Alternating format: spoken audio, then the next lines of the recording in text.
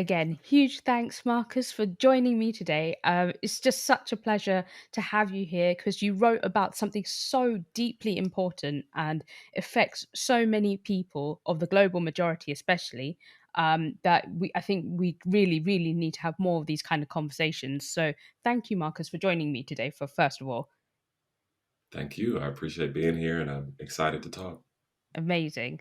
So, without further ado, I'll do a quick introduction to the lovely Marcus. So, Marcus Board Jr. is an associate professor of political science at Howard University. His research focuses on domination with a particular focus on public opinion, political behavior, and radical black feminist theories of power.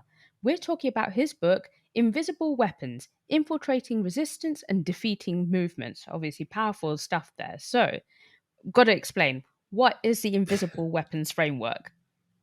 Sure. Yeah. And thank you for that introduction. You are as lovely as well.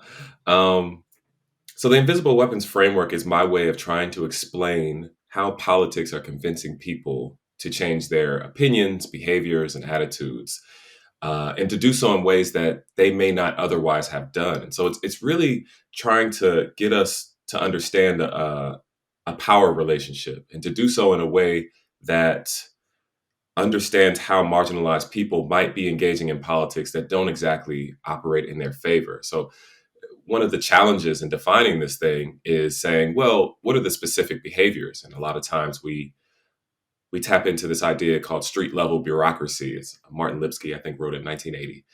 And that idea says that the police officers you run into, your caseworkers in the aid office, social workers, et cetera, these extensions of the government have a significant impact on our lives and our politics and our values and our beliefs. And so I wanted to take that idea and put it into the current framework, particularly with the movement for Black Lives, so that we could understand why people weren't as engaged in certain politics when we expected them to be growing in this particular political moment, given what we know about the civil rights movement, which is the most easy kind of corollary. So I really wanted to talk about that, and the invisible weapons framework gave me the opportunity to do it. Yeah, no, definitely, and it was really really interesting because I think we're hearing more about this, of course, but we're not actually sort of putting it all together. Which I think we've seen there's been negative sort of backlash towards a lot of things that have happened recently. So it's really interesting to see it all sort of put together in the invisible weapons framework. So, what is the problem with anti-radicalism then? Yeah, so a lot of times when we think about language generally, we have very narrow ideas about what words and concepts and ideas mean. And I know it's a really broad start, but the notion of what it means to be a radical is something that has been defined and redefined and is constantly being contested in the public sphere. When I think about the notion of radicalism, I go back to the Black Panther Party. I go back to the Black Panther political party that Angela Davis was a part of. And she said that the etymology of the word, the root of the word radical, means to get to the root. And so the idea of radical politics is saying that you want to study and understand your current living circumstances, your governed circumstances, in a way that is more than surface level. You want to Mm. understand how things are connected, how these relationships are being formed in ways that affect your life, how corporations are connected to elected officials, how schools are connected to housing costs, how police are connected to priorities and budgets, right? And so, on some level, it is pushing a particular type of education and intellectualism. When we Yeah. talk about anti radicalism and the problem of anti radicalism, then we get into the question of how people are taught the ways to engage with the political sphere, how they're taught to be surface level, to look at, I think a lot about JFK winning the presidency because we were on TV and he was cute, you know, and those types of kind of surface level, I don't know, decisions move us away from a conversation that is necessary, I believe, to unravel some of the systems of domination we deal with on an everyday basis, to see the connections, particularly between them. And so that type of work is a political project. It's one that's been going on for some time, and it's one that, if we don't name it and identify it as something that is harmful, which is why I use the language of weapons, Mm. then we'll continue to kind of succumb to its ill effects.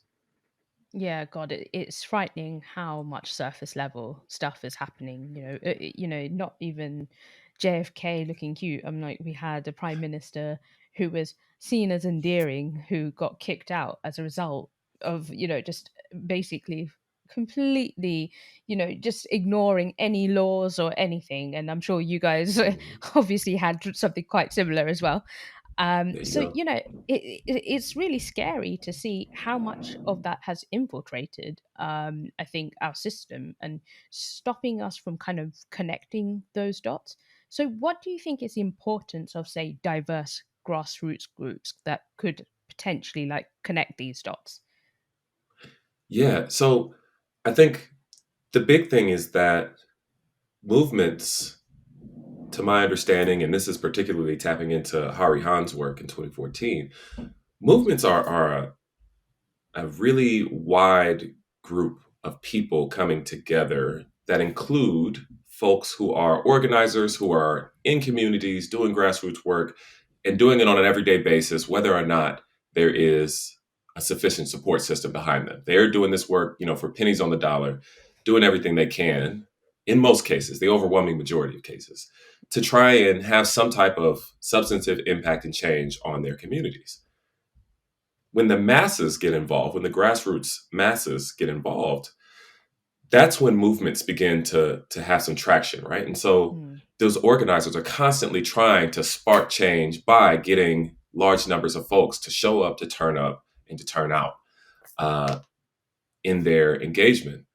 And so one of the challenges there is knowing that once the masses arrive, organizers have significant difficulty managing the wide ranging politics there. And so you're going to get a diverse group of people when everybody shows up. Why they show up and what they're willing to do and how they're willing to change is always what ends up being the determinant of how a movement or a particular wave is going to go. And it is a wave, right? People cannot be engaged full time. Everybody is not interested, nor should they try to be organizers who are doing the day to day work. It is hard, yeah, it is traumatizing, it's exhausting, and thankless often work.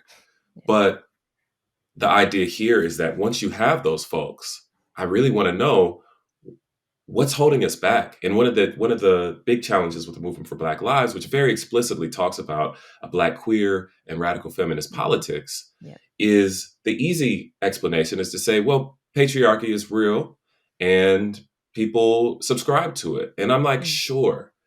But if we really want to understand change, as I do, I'm deeply invested in understanding change, not just as a scholar, but just in my own community and organizing work, then we have to ask different questions about why people find themselves with these politics, because politics they are. Um, Whether they're politics of desire or of power or of domination or of control is probably all of them. But understanding how we might then challenge that, undo that, be a part of the unmaking and the dismantling of some of these politics, that's the type of work that I'm trying to be involved in.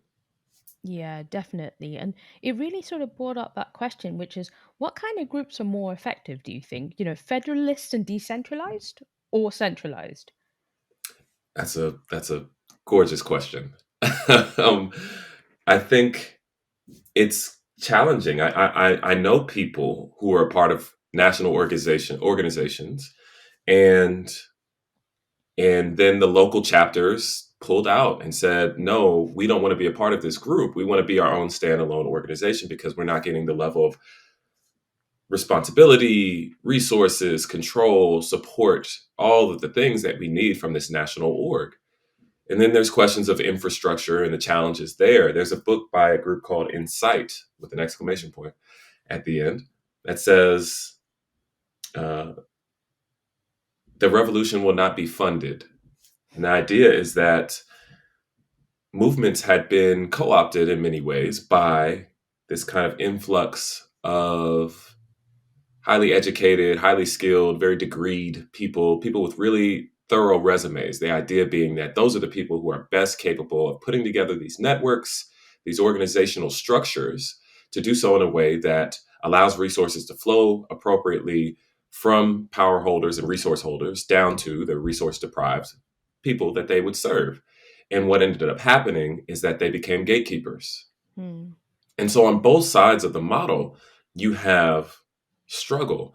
And so there is no perfect way. But the counterpoint to all of that is that the state has any number of issues as well, all of them, in fact. And so you end up in a situation where, and this is something I speak about in the book, where you need a commitment to structural accountability. And Mm. without that, then no matter what these organizations are, how they're built or developed, you're not going to be able to fix any problems as they arise, and they will. Problems will arise in any system. And so I'm not sure that there's a best way, but I Mm. am sure that having a commitment to accountability, to transparency, to giving back, and to power sharing with folks, that is going to be necessary no matter how we put this thing together. Yeah, no, definitely. And I think, do you think that's why maybe it's important to acknowledge like intersectionality within these movements? Because obviously there are so many groups, and they are all fighting at least some part of the same cause.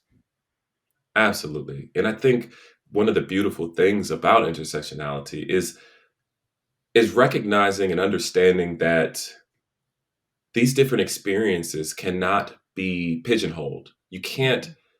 typecast and say every single Black woman is going to experience the exact same existence. Mm. Every single person with a disability who is in the working class, right, is not going to experience the same reality.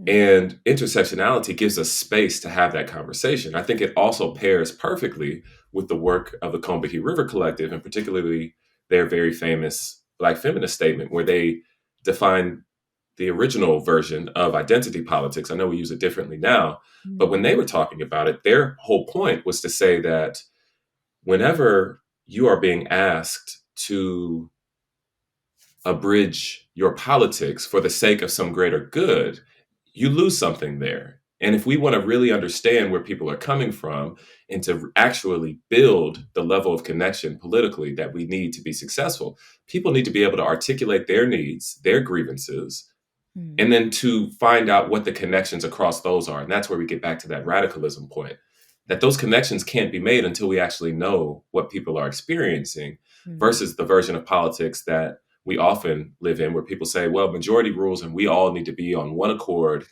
aligned in the exact same ways, or else we won't get anything done. And it's like, coming together can't be a function of silencing other people's Mm. experiences. And so I think that is really a major key to understanding politics today and the struggles that people have to overcome. Yeah, that's so true. I think in the past there's been a lot of that kind of feeling, isn't it? Of, oh, we must all be on the same page for this to work. Mm, Which obviously we're mm. starting to see that doesn't really work anymore. I've seen it even from the feminist movement. Oh yeah, It basically divides and conquers in its own way. And so yeah, I totally agree with that. Now, I'm really interested, obviously, with neoliberalism. And so, how do you think, and how does neoliberalism undermine democracy? that's a great question as well. You're very good at this. Shout out! Thank you. Thank you for having me again. No, no, of course. So, so the thing with neoliberalism is that it is expansive. I think conceptually it has been overdone, as many ideas have, by the academy over time. One of the very particular and specific ways that neoliberalism undermines democracy is by convincing everyone, every single individual, that their contribution, that their work is required in an individualistic way, that they are a one unit and one unit only, one unit of contribution. And without connecting to other people, then you are better able to articulate that oneness.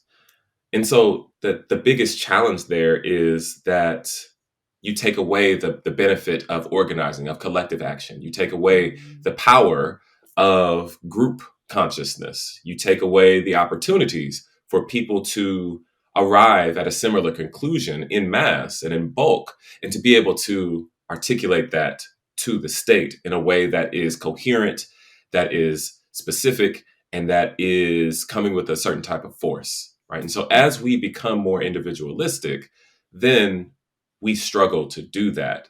In democracy, one of the biggest challenges in US democracy is making sure that people have opportunities to be heard, that their grievances and their needs have an opportunity to be heard. And once you break down the unit of analysis all the way down to the individual, you end up in a situation where people don't want to be complaining all the time. People are Mm. tired. People don't have opportunities to actually articulate themselves in ways that are heard. And so they end up coming up short.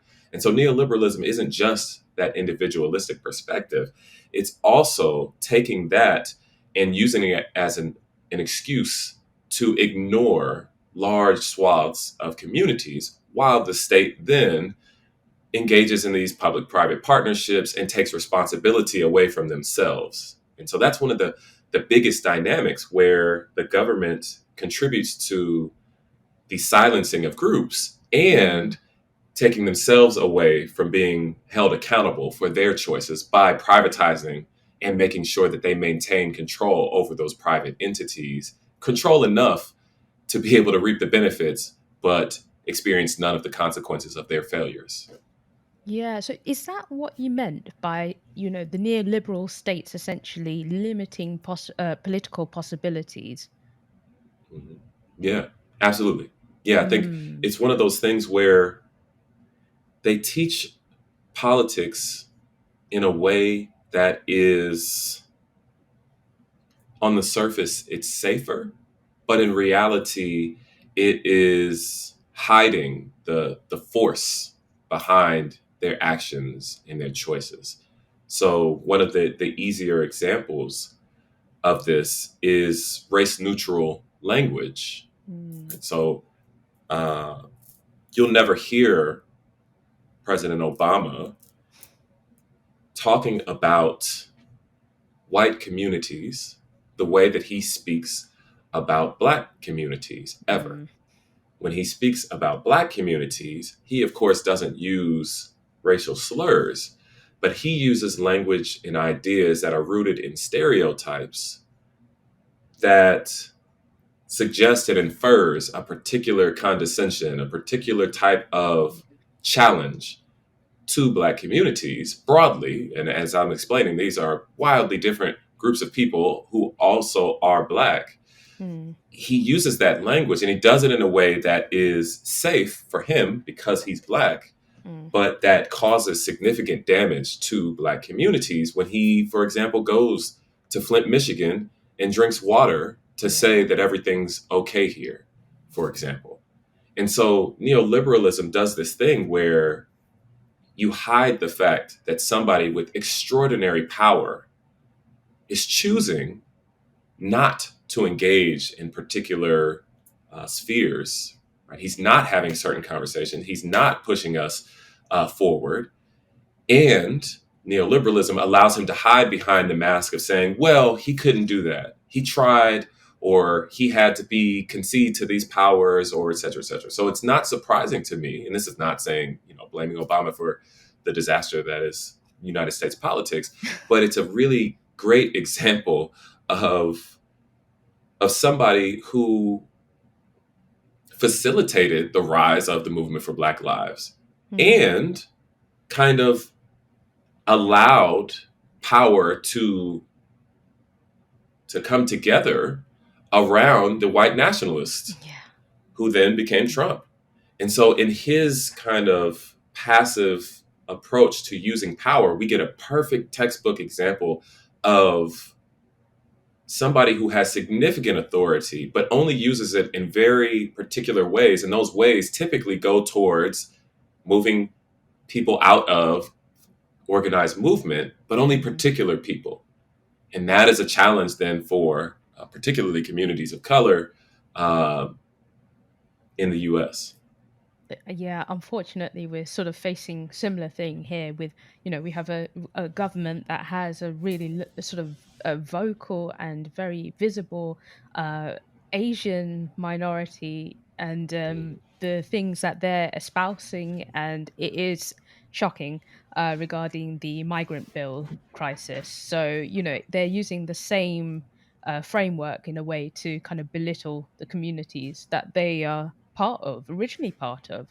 So Yeah. it's really it's shocking, and it's also just disheartening, because you think, are we moving forward? But just we're not really. We're just changing the face of the Mhm. person saying it.